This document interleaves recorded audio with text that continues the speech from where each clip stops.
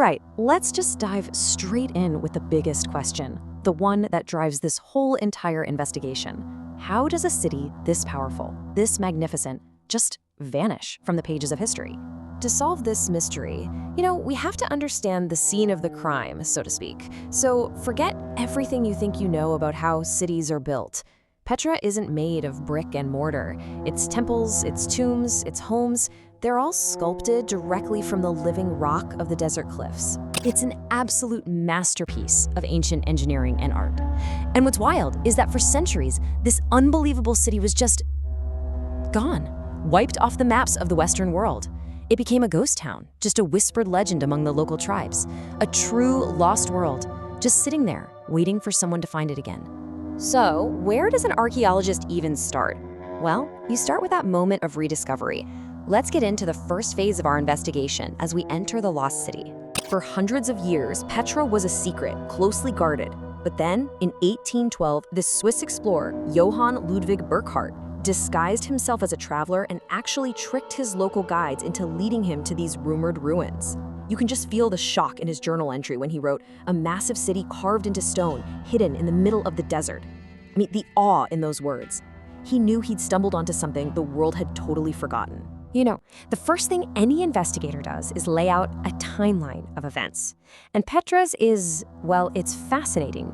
The city starts to decline around the 4th century. By the 7th century, it's pretty much empty, and then just silence for over 1,000 years until Burckhardt shows up in 1812. That huge gap in the historical record, that's our first major clue. Okay, so the site has been located. The next question for our investigation is a pretty obvious one. Who on earth were the architects of this incredible place? Well, it's time for us to meet the Nabataeans. So, who were these master builders? All the evidence points to the Nabataeans, an ancient Arab civilization. And these weren't just some skilled stone carvers, they were truly brilliant engineers, and it turns out, really savvy traders who built their capital city, Petra, about 2,000 years ago. And the proof of their genius? It's literally etched into the very cliffs of Petra. We're not just talking about a couple of impressive buildings here. We're talking about entire temples, homes, and these incredibly elaborate tombs, all carved right out of the mountainside. But their most impressive feat, the real key to their survival, was their mastery over water. And that right there brings us to the most critical piece of the whole puzzle. So let's dig in and uncover the secret of water. I mean, this is the question that just baffles so many people. Petra is in one of the driest regions on the entire planet. So how on earth did a major civilization actually thrive there? How did these support thousands of people, let alone have things like lush gardens? The answer is just a testament to their unbelievable ingenuity. They engineered this sophisticated, citywide plumbing system. They literally carved channels into the sandstone to catch every single precious drop of rainwater. Then, they funneled all that water through a network of pipes and tunnels into these huge underground reservoirs.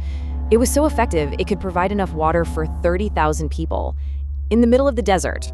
Okay, so with survival basically secured, our investigation now turns to power and wealth. How did this city become a true crossroads of the world? You know how in real estate they say it's all about location, location, location? Well, Petra was sitting on a gold mine. The archaeological evidence is totally undeniable.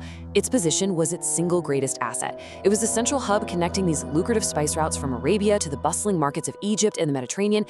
Yeah, this slide here explains their economic model perfectly. Think of Petra as a giant toll booth in the middle of the desert. Caravans loaded with priceless goods, we're talking spices from India, silk from China, incense from Arabia, they all had to pass through Petra. And for that safe passage, they paid a hefty tax.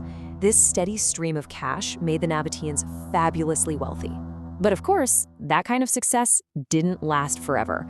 So now we get to the final and maybe most important question of our whole investigation. Why did Petra just vanish? All right, let's open the case file. The decline wasn't just one single event. It was more like a perfect storm of factors. First, the world just changed around them. New sea routes for trade became faster and cheaper, completely bypassing Petra. So its economic importance just plummeted. Then nature itself struck. Devastating earthquakes rocked the region, damaging the city, and most crucially, that intricate water system. Without its trade and with its lifeblood, that water system totally crippled, the city just couldn't support its population anymore. People started to leave. And eventually, Petra was abandoned. For centuries, Petra just lay silent and forgotten, literally buried by the sands of time. But its story wasn't over, not by a long shot. Since its rediscovery, the world has once again recognized its incredible beauty and ingenuity. And today, Petra stands proudly as one of the new 7 wonders of the world, a true testament to a lost civilization. You know, this quote just perfectly captures the tragic irony of Petra's story, a civilization that mastered the desert but couldn't survive the changes of time. They conquered one of the harshest environments on Earth, only to be undone by the shifting sands of global trade and the tremors of the planet itself. So, what's the big takeaway from our investigation? Well, this incredible story shows us 2 things: the absolute staggering heights of human ingenuity and creativity, and the powerful, unstoppable currents of history that can sweep away even the mightiest of cities. And that leaves us with one final, fascinating thought. As we close our investigation into this one lost city, it really makes you wonder, doesn't it? Do you think there are still other lost cities like Petra out there, just waiting to be discovered?